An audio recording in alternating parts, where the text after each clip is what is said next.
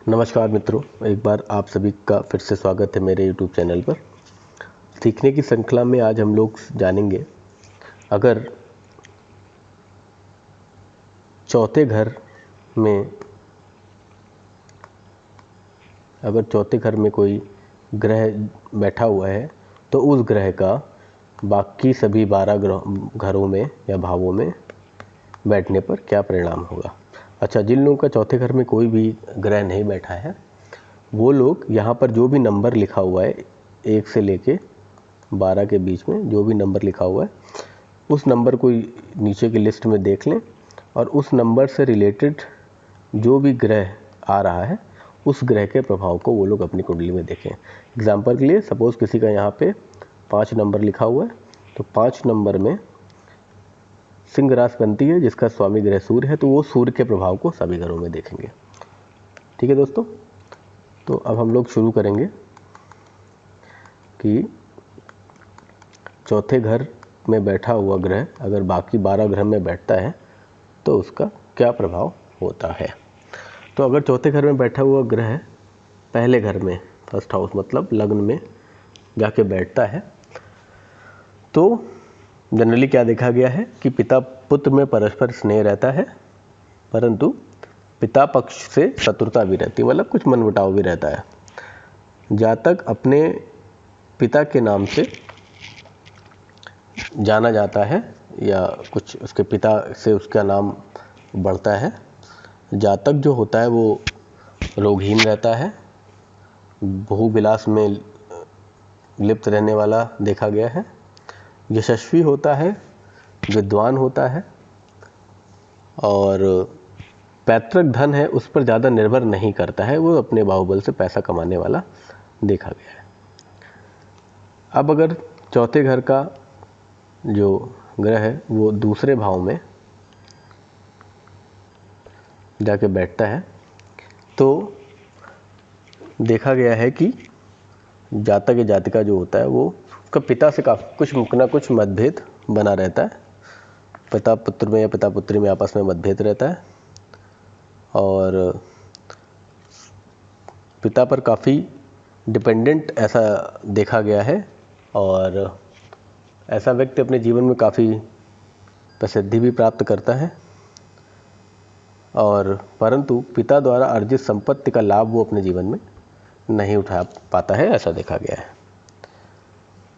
और यदि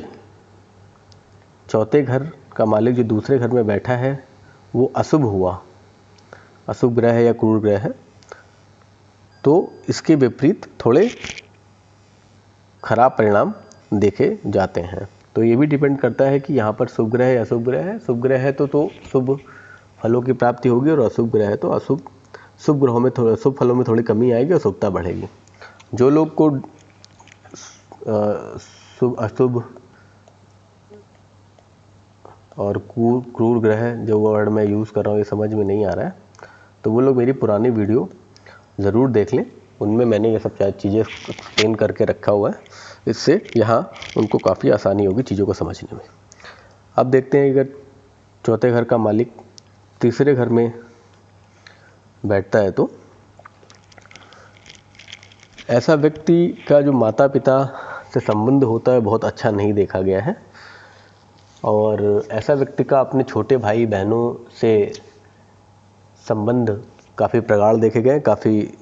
मिलनसार देखा गया। छोटे भाई बहनों के प्रति या छोटे भाई बहनों से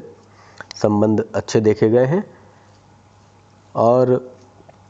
वो अपने कुल में काफ़ी प्रसिद्धि प्राप्त करने वाला या अपने परिवार में काफ़ी प्रसिद्धि और नाम रखने वाला होता है और वाहन सुख उसे ओवरऑल जीवन में अच्छे से अच्छा वाहन मिलने का योग बनता रहता है और उसे मिल भी जाता है। और ये जब ध्यान रखिए, अगर वो शुभ ग्रह है तो ये सारे चीज़ों में शुभता बढ़ेगी और अगर शुभ ग्रह है तो शुभता कम होगी, परिणामों में थोड़ी कमी आएगी, कि जरूर देखना है। और अगर यहाँ शुभ ग्रह है तो ऐसा व्यक्ति जीवन में जमीन या मकान भी अर्जित करने वाला देखा गया है और अशुभ ग्रह है तो ये चीज़ें प्राप्त तो करता है लेकिन बहुत कठिनाइयों से प्राप्त होता है और कभी कभी नहीं भी करता है। अब अगर चतुर्थ भाव का मालिक अपने ही घर में बैठा है, चौथे ही घर में, तो क्या देखा गया है? क्योंकि अपने घर में बैठा है तो अपने घर में कोई भी व्यक्ति अच्छे ही परिणाम देने का प्रयास करता है। उसी तरह कोई ग्रह अपने घर में बैठता है तो हमेशा अच्छे परिणाम देने का प्रयास करता है। तो ऐसा व्यक्ति जो होता है वो काफ़ी ज़मीन जायदाद या मकानों का मालिक देखा गया है, या उसमें क्रय विक्रय में काफ़ी लिप्त देखा जाता है। ऐसा व्यक्ति धार्मिक होता है, सुखी देखा गया है, अपने कार्यों से प्रसिद्धि प्राप्त करने वाला होता है, अपने कुल में समाज में विख्यात होता है, पिता के लिए बहुत अच्छा है, पिता की बात मानने वाला है, पितृभक्त देखा गया है, उसके कार्यों से उसे लाभ प्राप्त होता है ऐसा देखा गया है, उसके जीवन में उसे नौकर चाकरों का सुख प्राप्त होता है ऐसा देखा गया है। और ओवरऑल देखा जाए तो व्यक्ति सुखी, चतुर और हंसमुख देखा गया। और ऐसे व्यक्ति की जो पत्नी होती है वो भी उसे बहुत मानने वाली देखी गई है। अब अगर चौथे घर का मालिक पांचवें घर में जाके बैठता है तो ऐसा व्यक्ति अपने जीवन काल में पिता के पैसों पर जीवन यापन करता हुआ देखा जाता है। स्वयं बहुत धार्मिक होता है, धार्मिक चीज़ों में लिप्त भी रहता है, लोगों का बड़ा प्रिय होता है, समाज में परिवार में प्रिय होता है, और सरकारी कामकाजों से धन प्राप्त करने वाला देखा गया है, या उनसे किसी न किसी तरह जुड़ाव देखा गया है। और ऐसे व्यक्ति के जीवन में जो उसकी संतानें होती हैं वो बहुत अच्छी होती हैं, उसका सम्मान करने वाली होती है, वो संतानें भी बहुत अच्छा करती है अपने जीवन में, और ऐसा व्यक्ति दीर्घायु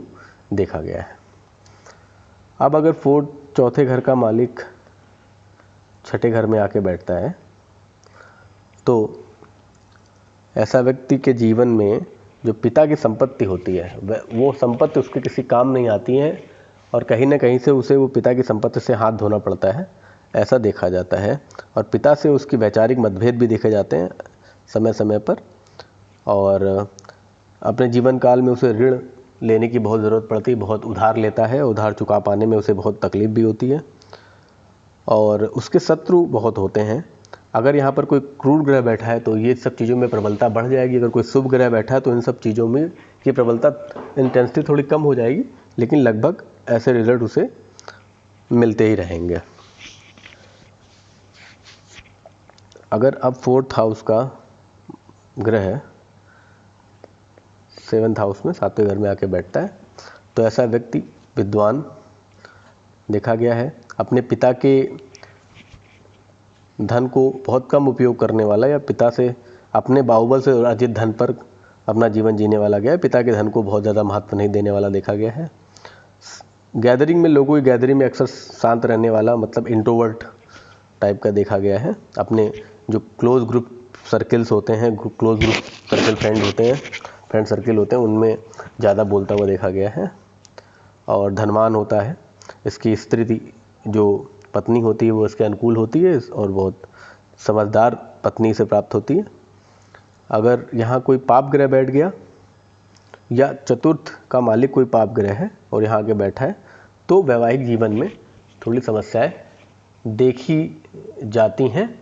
और अगर चतुर्थ ग्रह भी पाप ग्रह है और साथ में घर में भी कोई पाप ग्रह आके बैठ गया है तो ऐसे समय विवाह के बाद पति पत्नी में काफ़ी कलह देखी गई है, और कभी कभी तो ये स्थिति विच्छेद या तलाक तक भी पहुंच सकती है ऐसा देखा गया है। तो ये डिपेंड करेगा कि ग्रहों की स्थिति क्या है इसकी कुंडली में, खाली इतनी चीज़ देकर अनुमान लगाना उचित नहीं होगा। अब अगर चौथे घर का मालिक 8वें घर में आके बैठता है तो व्यक्ति जो छुपी हुई विद्याएं हैं, जैसे कि तंत्र मंत्र प्राप्त ज्योतिष, इन सब चीज़ों में रुचि लेने वाला देखा गया है। और अगर चौथा कोई क्रूर ग्रह यहाँ बैठा हुआ है, या चौथा घर का मालिक क्रूर ग्रह है जो यहाँ के बैठा हुआ है, तो ऐसा व्यक्ति के जीवन में दरिद्रता बहुत रहती, बहुत गरीबी वो जीवन में झेलता है, और उसको रोग भी बहुत आसानी से पकड़ लेते हैं और लंबे चलते हैं ऐसे रोग। और मतलब उसका आर्थिक स्थिति बहुत ही खराब हो जाती है कि कोई क्रूर ग्रह यहाँ आके बैठ गया है। और अगर शुभ ग्रह है तो इसकी प्रबलता में थोड़ी कमी आती है, लेकिन समस्याएं उसके जीवन में कुछ ना कुछ आर्थिक लगी रहती हैं, ऐसा देखा गया है। अगर आप चौथे घर का मालिक अगर 9th हाउस 9वें घर में आके बैठता है तो ऐसा जातक भाग्यवान होता है, विद्वान होता है। पिता से उसकी बहुत अच्छी पटरी खाती है, पिता का फॉलो करने वाला, पिता की बात मानने वाला देखा कि पिता को पसंद रखने वाला रहता है, और तीर्थों में विचरण करने वाला और धर्म कार्यों में रुचि लेने वाला ऐसा होता है, और बहुत ज़्यादा क्रोध करने वाला नहीं होता, लोगों को जल्दी माफ़ कर देने वाला देखा गया है। और ऐसे व्यक्ति कभी कभी विदेशों से भी धन कमाते हुए देखे गए हैं, विदेशों में सेटलमेंट भी देखा जाता है। अगर 4th हाउस का मालिक 10th हाउस में आकर बैठता है तो ऐसा व्यक्ति जो है वो शासन प्रशासन से जुड़ा हुआ देखा जाता है या उनसे संबंधित किसी कार्य में देखा जाता है, और क्षमावान होता है, जल्दी लोगों को माफ़ कर देने वाला होता है, माता पिता के साथ रहने वाला, माता पिता से काफ़ी सुख उसे जीवन में मिलता है, आर्थिक और मानसिक दोनों रूप से ऐसा देखा गया है। अगर यहाँ कोई पाप ग्रह है तो इसके विपरीत फल मिलेगा उसको, और अगर शुभ फल है तो अच्छे फल मिलेंगे, ठीक है। और अगर यहाँ पर चौथा घर में बैठा हुआ जो ग्रह है वो पाप ग्रह है तो ऐसी स्थिति में ऐसे जातक के माता से मतभेद देखे गए, या माता जो है वो उसके जीवन में जल्दी से जल्दी दूर हो जाती हैं किसी न किसी कारणवश, ऐसा देखा गया है। और अगर यहाँ पर कोई शुभ ग्रह है तो ऐसा व्यक्ति जो है अपने जीवन में नौकरी से काफ़ी धन अर्जित करता है, मतलब दूसरे के अंडर में काम करके अपना जीवन अर्जित करता है, और बाकी चीज़ें व्यापार भी कर सकता है, लेकिन व्यापार की स्थिति के लिए कुछ और चीज़ें देखना ज़रूरी है। अब अगर चौथे घर का मालिक 11वें घर में आकर बैठता है तो ऐसा व्यक्ति जो है वो पैसे वाला, जन्मजात पैसे वाला देखा जाता है, और उसके बाद अपने बाहुबल से, अपने मेहनत से पैसा कमाता है और उसका उपयोग करता है। पिता के लिए बहुत अच्छा कार्य करता है, पिता काफ़ी सुख देने वाला होता है, विदेश में रहने वाला या विदेश से किसी न किसी तरह कनेक्ट होकर पैसे कमाने वाला होता है, उदार होता है, गुणवान शीलवान सब होता है। और उसके विपरीत अगर कोई क्रूर ग्रह यहाँ है या चौथे का क्रूर ग्रह यहाँ के बैठता है तो इसके विपरीत रिजल्ट भी देखे गए हैं। तो ग्रहों का भी बहुत इंपॉर्टेंट है कि क्रूर ग्रह की शुभ ग्रह है। अब अगर अंतिम घर, चौथे घर का मालिक अगर अंतिम 12वें घर में आके बैठ जाता है तो ऐसा व्यक्ति विदेश में वास करता हुआ देखा गया है। विदेश में सेटलमेंट, मतलब विदेश जाता है और वहाँ कुछ लोग होते हैं विदेश जाके वापस आ जाते हैं, परंतु ऐसी स्थिति में व्यक्ति जो विदेश में निवास करने वाला देखा गया है। और ऐसे व्यक्ति के जीवन में पिता का सुख बहुत कम होता है, किसी भी कारणवश हो सकता है, तो वो तो अलग परिस्थितियों पर डिपेंड करेगा, लेकिन पिता का सुख बहुत कम देखा गया है। अगर चतुर्थ ग्रह का मालिक पाप ग्रह है और यहाँ आके बैठता है तो ऐसा व्यक्ति के जीवन में संतान उत्पत्ति में बहुत दिक्कत होती है। संतान या तो नहीं होते हैं या संतान उत्पत्ति के लिए उन्हें बहुत ही मेडिकली ट्रीटमेंट वगैरह लेना पड़ता है। और ऐसे व्यक्ति अगर यहाँ पर शुभ ग्रह है तो व्यक्ति जो है अच्छी नींद लेने वाला होता है, और अगर क्रूर ग्रह है तो उसकी नींद का सुख जो होता है, सैया सुख जिसे बोलते हैं, वो उसे दिक्कत करता है। और अगर क्रूर ग्रह है तो उसे कोर्ट कचहरी या जेल का भय भी लगा रहता है। तो अगर शुभ ग्रह है तो अच्छे रिजल्ट देगा इन सब चीज़ों के लिए, और अगर क्रूर ग्रह है तो उसे इसके विपरीत रिजल्ट मिलेगा, उससे बचना चाहिए। तो दोस्तों ये याद रखना है कि कोई ग्रह अगर शुभ है या अशुभ है, ये आप पुरानी वीडियो में देख सकते हैं। तो शुभ ग्रह है तो जो रिजल्ट दे रहा है, मानिए शुभ ग्रह है तो धनवान होने का रिजल्ट दे रहा है, और अगर अशुभ ग्रह है वही तो धनवान हो सकता है, धनवान बनाने में बहुत मेहनत कराए लेकिन धनवान बना दे। या ये भी हो सकता है कि अशुभता बहुत ज़्यादा हो तो धनवान ना बनाए। तो ग्रहों का शुभ और अशुभ होना ज्योतिष में बहुत इंपॉर्टेंट होता है, और ये धीरे धीरे हम लोग आगे जीवन में सीखेंगे, और मतलब आगे जब बढ़ेंगे तो धीरे धीरे हम कुंडली के एनालिसिस के साथ ये सीख सकते हैं कि कैसे कैसे रिजल्ट देता है। तो इस तरह हम देख सकते हैं कि चौथे घर का मालिक अगर बाकी सभी 12 ग्रहों में, बाकी अन्य 12 ग्रहों में बैठता है तो क्या रिजल्ट देता है। और ये रिजल्ट जो है वो जनरल रिजल्ट्स हैं। एक्चुअल रिजल्ट्स के लिए हमें अब बाकी ग्रहों का प्लेसमेंट भी सारी कुंडली में देखना पड़ेगा, लेकिन ये ऐसे रिजल्ट कहीं ना कहीं जातक की जीवन काल में देखे जाते हैं।